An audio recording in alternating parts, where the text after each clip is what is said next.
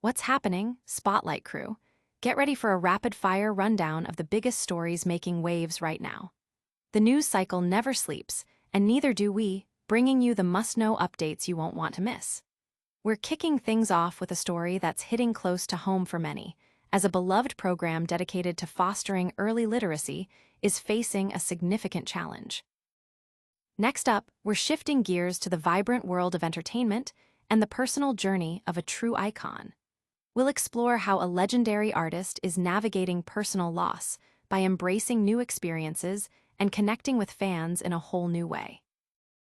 Then, we're spotlighting a fascinating parallel in the music industry, examining how a current pop sensation is drawing comparisons to a country music titan.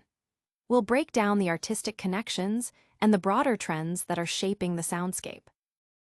And finally, we're diving deep into the latest album from a chart-topping artist, dissecting the lyrics, the production, and what it all means for her career.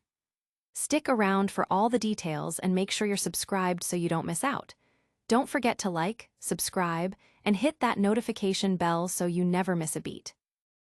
A beloved program pauses amid funding cuts. This program, dedicated to sparking a lifelong love of reading in children, is facing an indefinite pause, leaving many in the community concerned about the future of early literacy. This situation highlights the ongoing challenges in securing stable funding for vital community services. The Dolly Parton Imagination Library in Genesee County is set to halt its operations on September 1, 2025, a decision prompted by the cessation of federal funding. The Flint and Genesee Literacy Network, FGLN, and Mott Community College, MCC, the organizations behind the program's local implementation, received notification that their support would conclude on August 30. Since its inception in Flint in 2016, and its subsequent expansion countywide in December 2023, the Imagination Library has been instrumental in delivering over 350,000 books to more than 21,500 young children.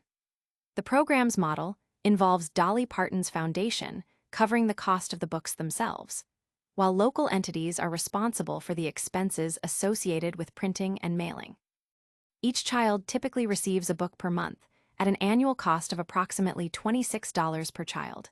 The FGLN and MCC are actively seeking alternative funding streams, exploring avenues at local, state, and philanthropic levels, with the goal of reinstating the program or a similar literacy initiative in Genesee County. In the interim, families will continue to receive books until the end of September. Organizations are encouraging families to utilize local libraries and other free resources to maintain children's access to reading materials. The news has sparked a mix of disappointment and hope, with many expressing gratitude for the program's impact while anxiously awaiting news on future funding efforts. But don't let this news get you down just yet, because we've got more incredible stories coming your way, including a look at how a music icon is finding joy amidst personal change. Country music icon embraces new beginnings amidst personal grief. In the wake of profound personal loss, a legendary artist is reportedly planning a vibrant return to the spotlight, seeking solace and celebration through new ventures and reconnecting with her passions. This move signals a powerful testament to resilience and the enduring spirit of artistic expression. Country music legend Dolly Parton is reportedly charting a course to navigate her grief by embracing a series of joyful experiences, including a planned girls' night out and a limited residency in Las Vegas. This comes after the recent passing of her husband, Carl Dean, with whom she shared nearly 6 decades of marriage. An insider revealed that it has been a little over 4 months since Dean passed away, and Parton has been managing with remarkable strength. The source shared, she's looking forward to hanging out with the crew and meeting up with some friends for laughs and maybe the occasional glass of wine in Vegas, though she's not a big drinker. The residency in Las Vegas is also seen as a significant step in her return to the performing arts, offering an opportunity to re-engage with her fans and the stage. It'll get her out of the house. She'll be able to dress up in her fancy costumes and perform for the fans, which she loves to do, the insider added. Friends of Parton are reportedly excited to see her have fun and let loose after dedicating years to caring for her late husband. Parton herself had spoken about the adjustment to life without Dean, describing it as learning to readjust to a world where she must now navigate many things alone. Despite the void left by his absence, she expressed a sense of peace, knowing he was at rest. She reminisced about Dean's favorite activities, including visits to Dollywood, which he enjoyed even without her presence. The article also touches upon Parton's famously private marriage, their meeting when she was 18, their decision not to have children, and their renewal of vows for their 50th anniversary. It also mentions her care for Dean following his Alzheimer's diagnosis in 2019, highlighting her dedication to their private life and his well-being. The narrative emphasizes her strength and grace in managing her personal life, while continuing to be a beloved public figure. Stay with us as we explore the surprising artistic connections being drawn between today's pop music scene and the enduring legacy of country music's finest.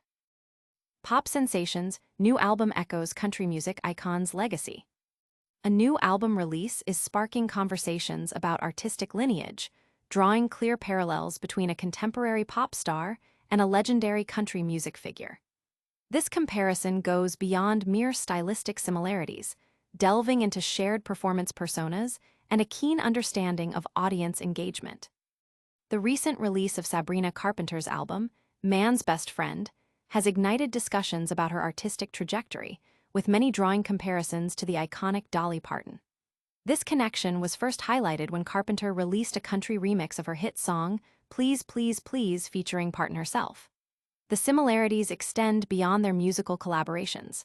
Both artists, despite their age difference, share a distinct visual and performance style.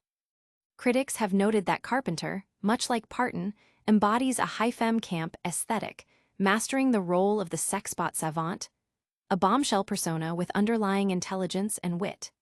This archetype can be traced back through Hollywood history, with figures like Marilyn Monroe and Lonnie Anderson, both known for their captivating on-screen presence and sharp intellect. Parton herself famously sang, "This dumb blonde ain't nobody's fool," a sentiment echoed in Carpenter's modern take on navigating relationships and self-perception in her lyrics. Carpenter's breakout success with songs like Espresso and Please Please Please has cemented her status as a major pop force. Her latest album, Man's Best Friend, continues to explore themes of heterofatalism and dating complexities, often with a blend of wit and vulnerability. While the album has been praised for its concise structure and catchy hooks, some critics suggested occasionally strains to replicate the effortless charm of her previous work. The album's lead single, Manchild, received mixed reactions, with some finding its message heavy-handed.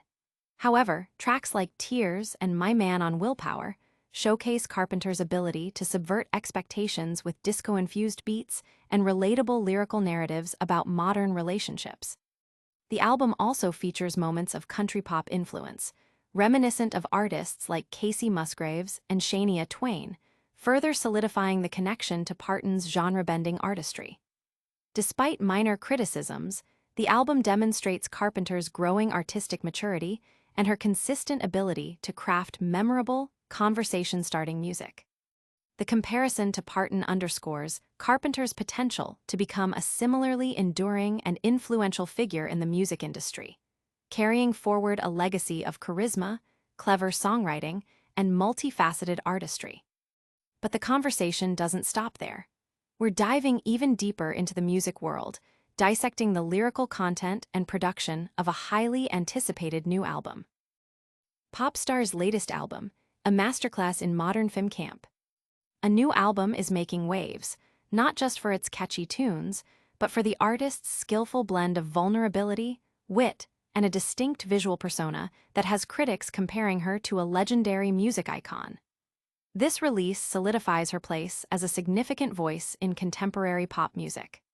Sabrina Carpenter's latest album, Man's Best Friend, has solidified her position as a prominent figure in the pop music landscape, with many critics noting her artistic lineage to country music superstar Dolly Parton.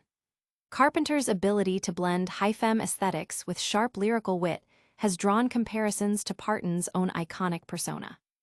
The album itself, a collection of 12 songs under 40 minutes, delves into themes of modern dating, relationships, and self-perception, often with a candid and humorous approach. While her previous album, Short and Sweet, was lauded for its seamless charm, Man's Best Friend showcases Carpenter exploring new sonic territories and lyrical depths.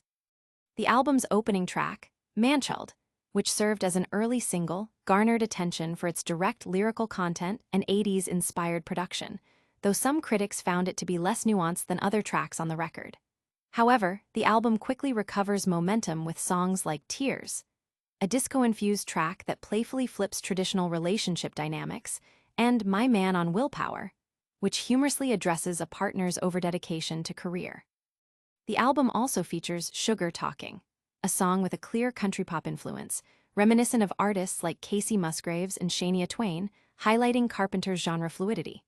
Throughout the album, Carpenter employs clever wordplay and double entendres, particularly evident in tracks like House Tour, where she uses the concept of a home tour as a metaphor for intimacy.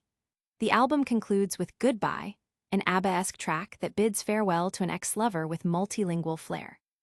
Despite some critics pointing to a few weaker tracks that slightly disrupt the album's overall flow, Man's Best Friend is widely recognized for its strong songwriting, engaging production, and Carpenter's distinctive vocal delivery. The album's success and Carpenter's evolving artistic identity continue to fuel discussions about her potential to become a lasting icon, much like the legendary Dolly Parton, who has mastered the art of combining a captivating public image with profound artistic substance. Carpenter's ability to consistently deliver relatable and provocative content ensures her continued relevance in the ever-evolving music industry. That's all the deep dives for today, but stick around for our lightning round recap and your essential call to action. And that's a wrap on this episode of Shady Spotlight. We saw the Dolly Parton Imagination Library facing funding challenges, Dolly Parton planning a Vegas getaway amidst her grief, Sabrina Carpenter drawing comparisons to Dolly Parton, and a deep dive into Carpenter's latest album. Don't forget to hit that like button if you enjoyed this update. Subscribe to Shady Spotlight for more. Ring that notification bell so you never miss a story, drop a comment below with your thoughts on today's news, and follow us on all social media platforms to stay connected. We'll see you next time.